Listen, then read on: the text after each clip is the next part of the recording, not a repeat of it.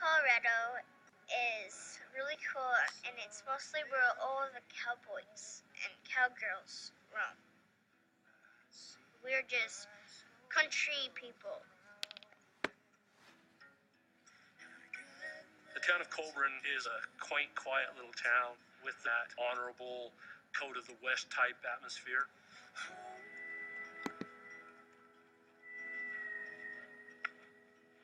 Close-knit, caring, and yet almost desperate.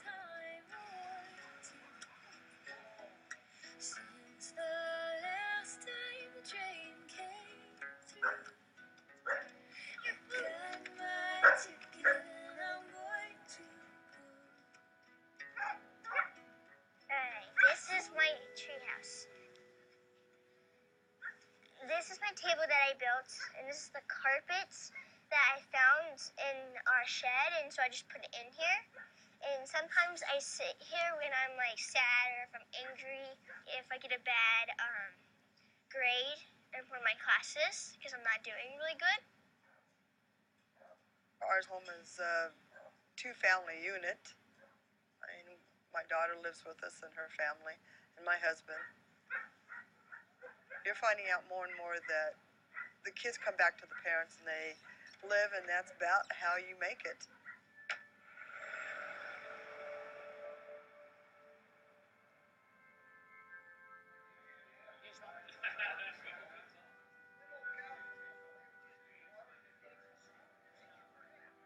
I work at the Cattleman's Grill.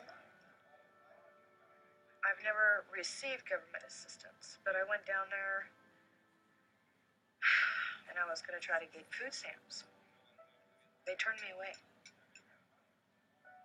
My paycheck is about $120 every 2 weeks. So, it's hard. My husband, he works for St. Mary's Hospital, and I'm working now too. So we're over the limit for help. We've got 7 people in our family, so you make your food stretch. We've been without vegetables for a while. We do run out of milk. We eat dry cereal. You know, you have to live the best you can. You've got to make things stretch nowadays. It's not easy. Sometimes we run out of food, so we try to figure out something. Probably as friends for food, we get really hungry and our tummies just growl, and sometimes I feel like I'm gonna barf because it feels bad, but I don't really know what to do. The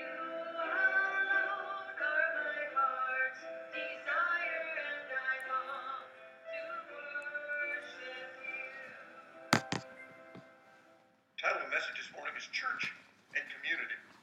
The church should always be in the community. And I believe what we're doing is exactly what Jesus would have us to do, is exactly what he's doing in the world today. Jesus was involved in those around him. Jesus fed 5,000. We fed 5,000 here in the not too distant past. Hunger is an issue in our community. One of the ways we found that the need is greater than we thought was on Wednesday nights. We started preparing a meal for anyone who wants to come, and we had no idea what to expect. And now we have between 80 and 120 that we'll feed a hot meal to every Wednesday. So it is a bigger problem that we're aware of.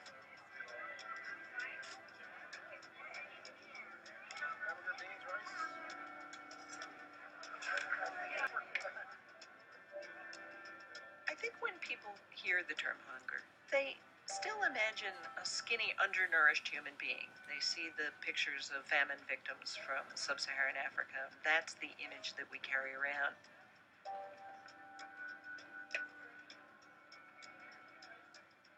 If you're comparing hunger in America to hunger of the most grinding kind, then no, I mean, people are not dying of hunger in the same way here that they are in Africa.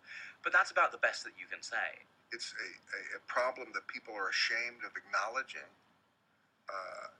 Our own government is ashamed of acknowledging it from my point of view, and you just kind of, we're in denial about it, I think.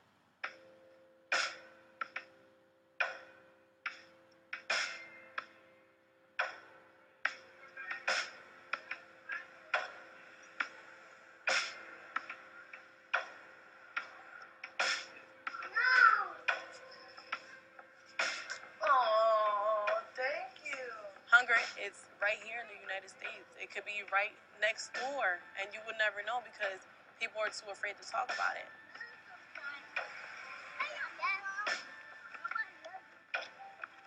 Hold on tight. Layla, watch your shoe. Being where I'm from, there's so many expectations of these girls just have kids, drop out, do drugs, things like that. I don't want to be that person. Since August, I lost my job. I had to get on public assistance to be able to have some type of income coming into the house. What's that? Train coming. My dream is to go to college. If I go to school, it's an investment in my future, but at the same time, I'm struggling so much every day to be able to even feed my kids every day. So it's really hard to make that decision now. Like, I can't tell my kids, okay, I'm going to school, so in 2 years, we're going to be fine. I can't tell them, yeah, I'll make sure you guys eat in 2 years.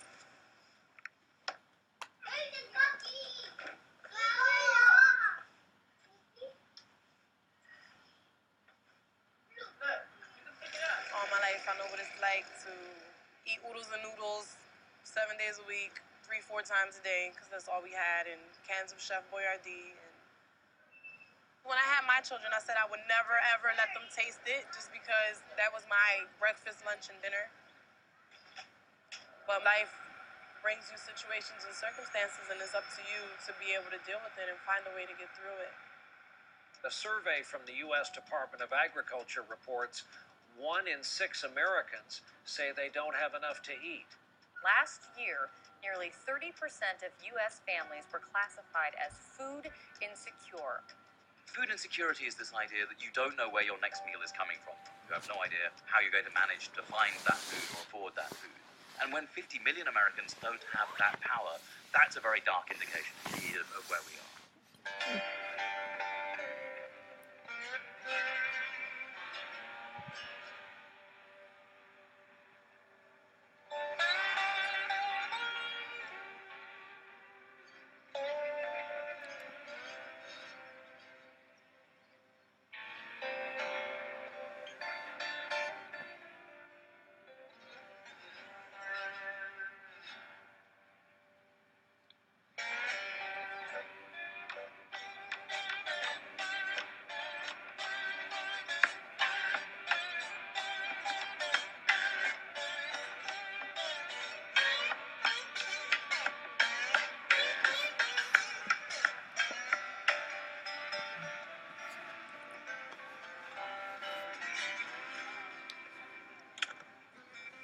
Step up on there. This is going to make a noise. Step up on the table right there. I'll be with you in just a second.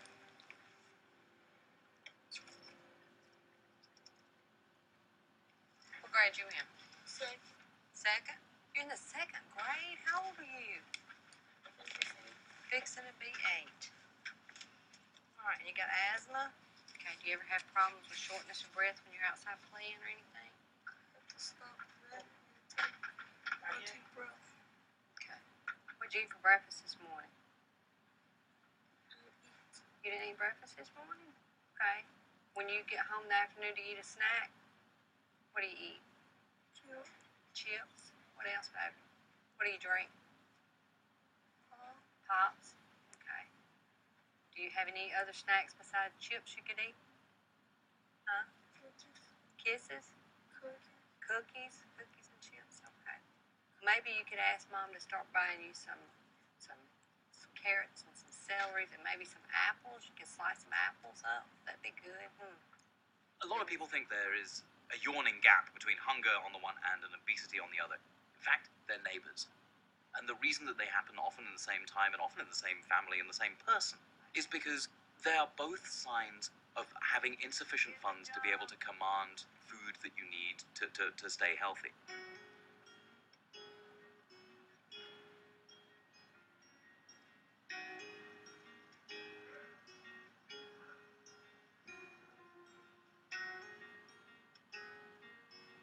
Mostly, I really shop. I look around and see what's the cheapest.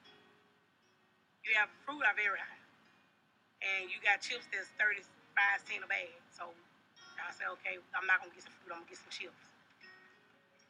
But if the fruit on sale, I'll leave the chips and get the fruit. She's overweighted for her age. She's very overweighted for her age. So I have to sort of watch it, and that bothers me.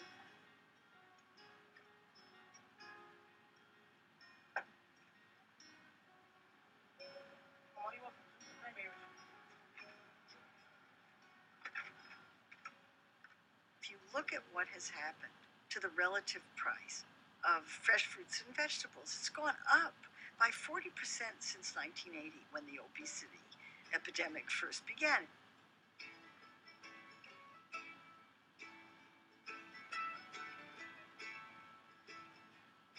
In contrast, the relative price of processed foods has gone down by about 40%.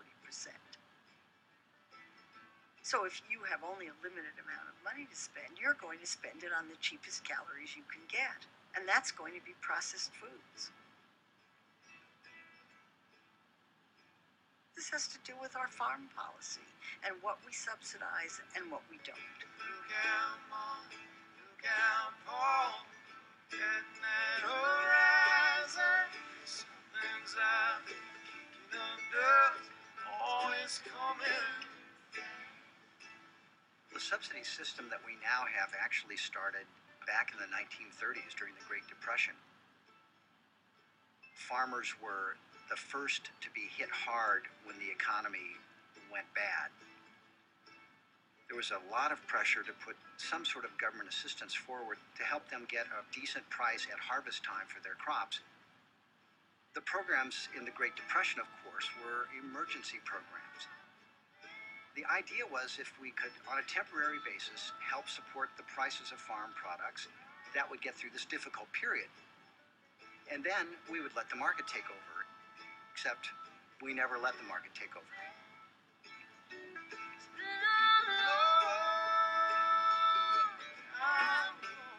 In the 1930s and 40s and into the 50s, and even a little bit beyond that, I think you could make the case that it really was family farmers who were mostly benefiting from these programs. But as the agricultural sector became more concentrated in terms of ownership of the land resources, more and more of these operations came to resemble agribusinesses and not family farming operations. It's been a long time coming. It's been a long. The U.S. Department of Agriculture, USDA, is one of the most diverse and complex agencies in the entire federal government. It does everything from international food trade to the Forest Service, to food safety, to animal protection, to, of course, farming programs and food and nutrition programs. The US Department of Agriculture has increasingly become the domain of support for mega farms and mega farming corporations. Most of that subsidy money, about 70% of it, has gone just to 10% of those beneficiaries. The biggest, largest, best capitalized farms, they're hauling in this taxpayer money now. And so there is this weird paradox where welfare for the poor is scorned, but corporate welfare, as it's known, is sort of heartily endorsed. We subsidize the basic ingredients in processed foods. We do not subsidize fruits, vegetables, and whole grains because the producers tend to be small producers. They don't have the kind of political clout that the big commodity producers